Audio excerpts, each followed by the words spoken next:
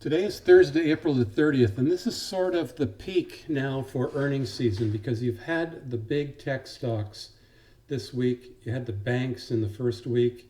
You had a whole bunch of industrials in the second week. This was tech week.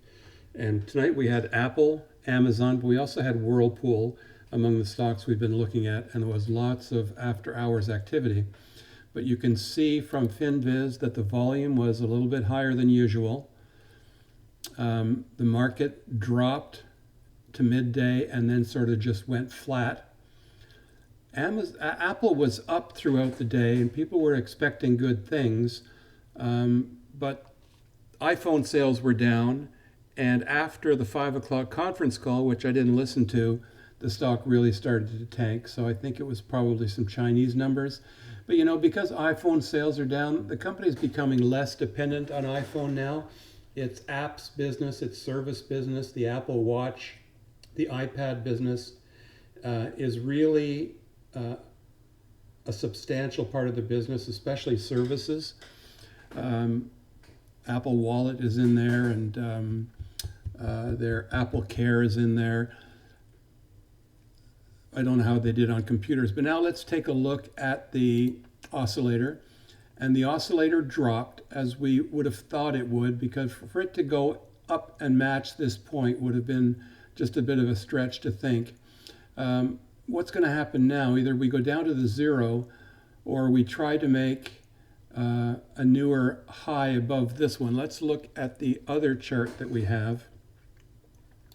And this is the oscillator for 12 months. I should put this down here.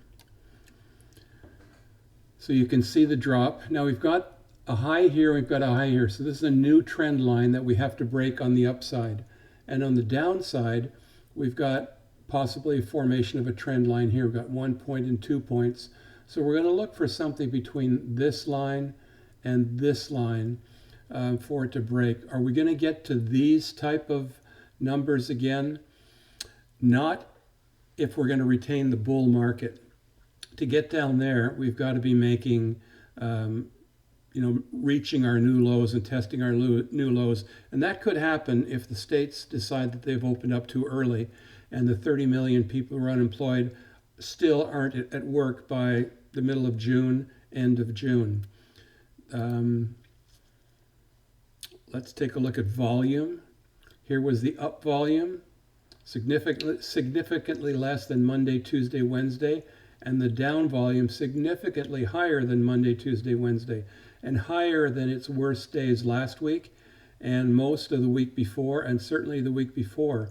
So we haven't seen down volume like this, with the exception of one day, in 1, 2, 3, 4 weeks now. What else do we want to look at? The summation index continues to move up. This is our long-term indicator. So that's a good sign that it's continuing to move up, continuing to make big numbers. Just to show you what those numbers are, look what it's done since the 23rd. That's just a week ago when it had its first positive number, 24, 123, 343, 578, 895, 1097. The last time we saw a plus 1097 was back on March the 2nd, after having come down from some pretty high, over 3,000, close to 4,000 on the summation index. So let's now look at the charts because they're going to tell us more of the story. The S&P after hours is down to, let's see, 2868. So that's right around in here. See this green line that we put in some time ago that represented a resistance level for these candles in here and this touch? We're going back down to test that level, but what it means is that we're just getting attracted to the flatter cloud, and it would be great if we could come down to the cloud, get a real test off the cloud and a bounce. That would be a really good sign. And the 50% Fibonacci, the 50% of X to A, is exactly the top of the cloud. So that is a significant zone to look for, really a significant zone to look for. And we can count on it. Now, Apple was only down $1.53, losing most of its gains in the day. It was up about $4 at one point. But after hours, Apple is now down $7.62 to $2.86. So right here, right where we put a green line some time ago, and that's where Apple is right now, $2.86. And it's approaching the 61.8% for a bounce. I'm not worried about Apple. I still have short September 300s and 310s. If it doesn't get to 300 or 310 by September, I'll be very happy because that's a significant amount of premium I'll get to collect. I would be happy if it were anywhere between 300 and 310, or 290 and 300 would be even better. So this type of oscillation is really good for me. Now the high today was right at this point right here. So let's do a green line there and look where it is. It did not today get to the 50, but tomorrow we could see that 50. Let's get rid of that line. Home Depot down 363, and in after hours, Home Depot is down another $1.03 to 2018. So 2018, you can see it here. So rejection of the 200 simple moving average. Yesterday we had rejection at the 50 for the Chiku span. Now if we go down, we're looking at support on the 200 or the Chiku span just a little bit higher on the 200, which would be where it opened today. So if it goes back to where it opened today, let's look at extended trading hours. So if it goes back to where it opened today, it'll be getting support on the 200.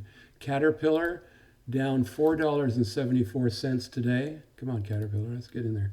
And Caterpillar is at 114.50 right now, so it is down another $1.88. So today's rejection, because it opened up at the top of the cloud, that was resistance, and it just moved down from there.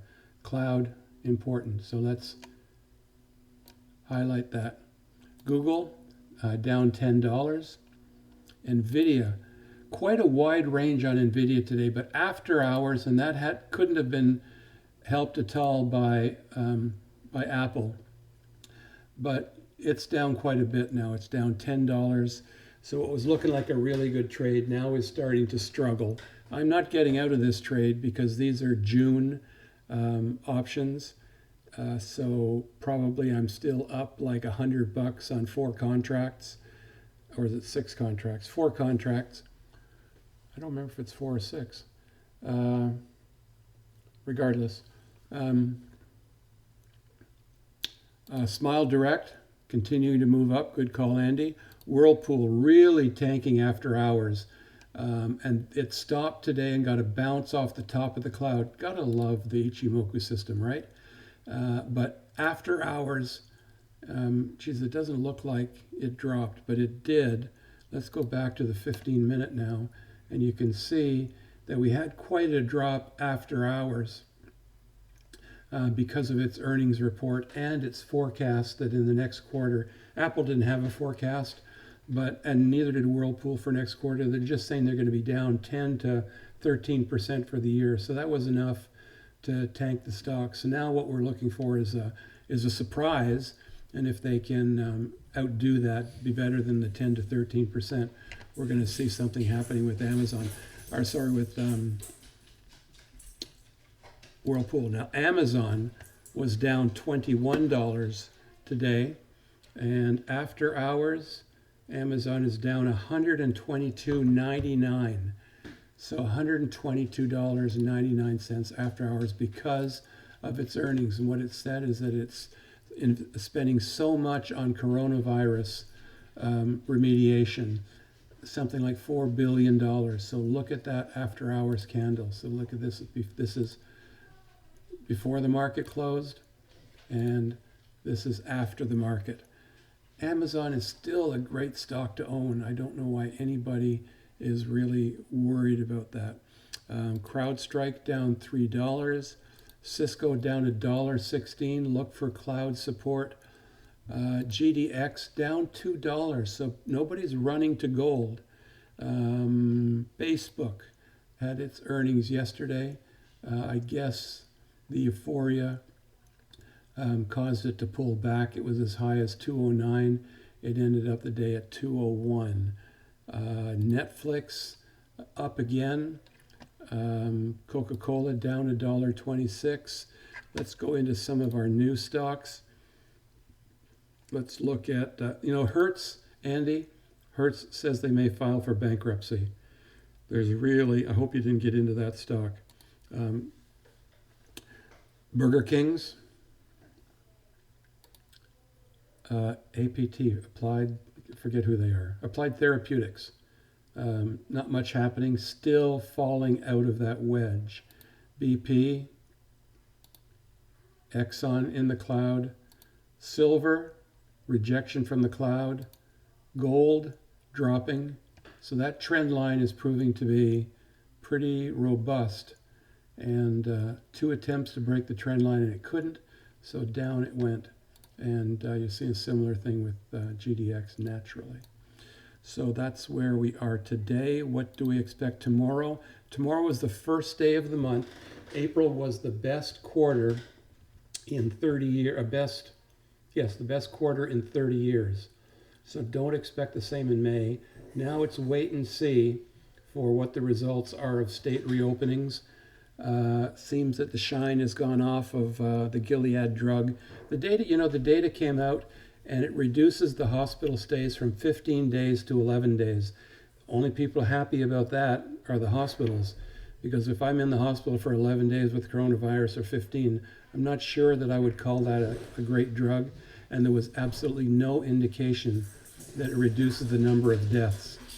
So I think we were thrown, by Dr. Fauci, we were thrown a little bit of a teaser there. So that's it for today. The volatility index up a little bit higher.